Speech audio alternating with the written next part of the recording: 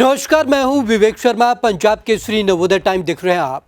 इंदौर के राजा हत्याकांड में हर दिन नए नए खुलासे हो रहे हैं। अब एक नया मोड़ आ गया है। मृतक राजा रघुवंशी के भाई विपिन ने कई सनसनीखेज खुलासे किए।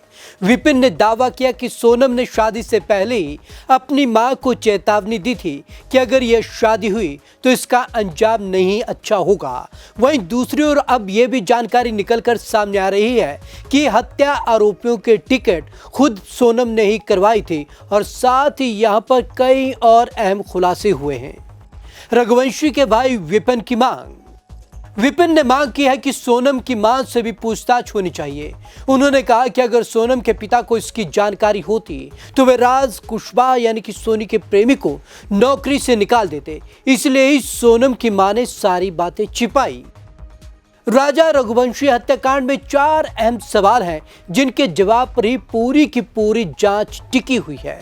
सवाल नंबर 1, क्या सोनम ने राजा रघुवंशी की हत्या की सुपारी दी? सवाल नंबर 2, सोनम के प्रेमी राज कुशवाहा ने हत्यारों को हायर किया था? सवाल नंबर 3, सोनम ने ही अपने प्रेमी राज कुशवाहा के बारे में राजा रघुवंशी को शादी से पहले ही क्यों नहीं बताया? सवाल नंबर 4, क्या वो शादी में मिले पैसे और गहने लेकर अपने प्रेमी के साथ भागना चाहती थी? चलिए अब जिक्र कर लेते हैं सोनम के उन 3 झूठ का जिससे मेघालय पुलिस को सोनम पर शक की वजह पुख्ता हो गई। पहला झूठ, राजा की हत्या के बाद सास को फोन लगाया। झूठ बोला 2 जून को राजा की लाश मिलने के बाद मेघालय पुलिस ने एसआईटी का गठन किया था। इन्वेस्टिगेशन टीम सोनम की तलाश कर रही थी। इस दौरान टीम को पता चला कि 23 मई को दोपहर 1:43 पर सोनम ने इंदौर में सास उमा रघुवंशी को कॉल किया।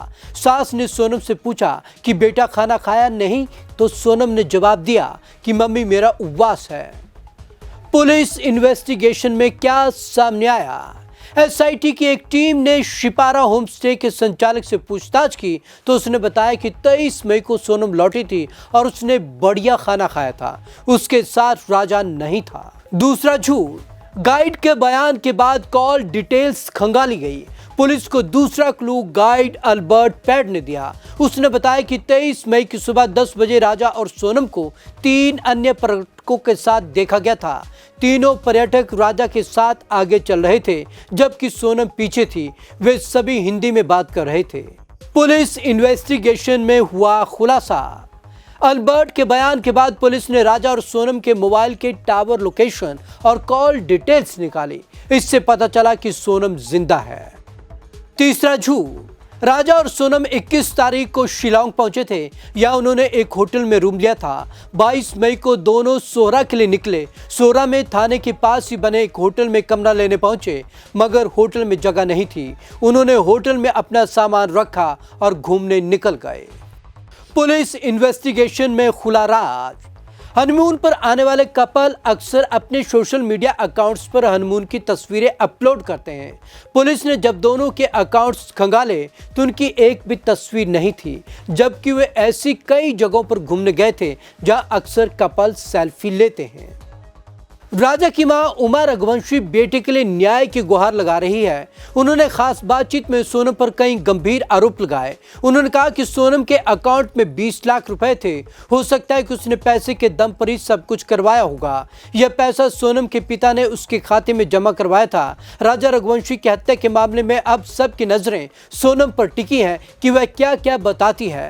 राजा की मां उमा रघुवंशी अब न्याय की गुहार लगा रही हैं। उन्होंने मीडिया से बातचीत में सोनम पर कई गंभीर आरोप लगाए। उन्होंने बताया कि सोनम के अकाउंट में 20 लाख रुपए थे। हो सकता है कि उसने पैसे के दम पर ही सब कुछ करवाया हो। राजा की मां उमा रघुवंशी साफ कहती हैं कि सारे सबूत उसी ओर इशारा कर रहे हैं। सब कुछ प्लानिंग से किया गया। हनीमून पर प्लान सोनम ने ही बनाया। सोनम ने ही हनीमून का पूरा प्लान खुद तैयार किया था। राजा ने उसे बताया कि मम्मी सोनम को टिकट करा ली है, 2 दिन बाद निकलना है। मैंने पूछा इतनी जल्दी क्यों, तो बोला कि अब तो उसने टिकट करा ली है, चलना ही पड़ेगा। मैंने पूछा कितने दिन में आओगे, तो बोला 7 दिन में। 8 से 10 लाख रुपए में मारने की डील हुई। राजा की मां उमा रघुवंशी कहती हैं कि अगर ऐसा हुआ है तो वो पैसे सोनम ने अपने अकाउंट से निकाले होंगे। उसने पैसे के दम पर सब करवाया। उसके अकाउंट में 20 लाख रुपए थे। उमा रघुवंशी कहती है कि अगर उसका किसी और से प्रेम संबंध था तो उसी से शादी कर लेती, मना कर देती। हमारे बेटे की जिंदगी क्यों बर्बाद की? उसे तो हमें बता देना चाहिए था या राजा को कह देना चाहिए था कि शादी नहीं करनी। इतना बड़ा कदम क्यों उठाया गया? आखिरकार इस स्टोरी में अब भी रह रहकर कई एंगल्स सामने आ रहे हैं, लेकिन तकरीबन अब तस्वीर साफ होती जा रही है, क्योंकि जिस तरीके से क्लू मिलते जा रहे हैं पूरे मामले पर कई अहम खुलासे होते जा रहे हैं। आपको हमारी ये रिपोर्ट कैसी लगी?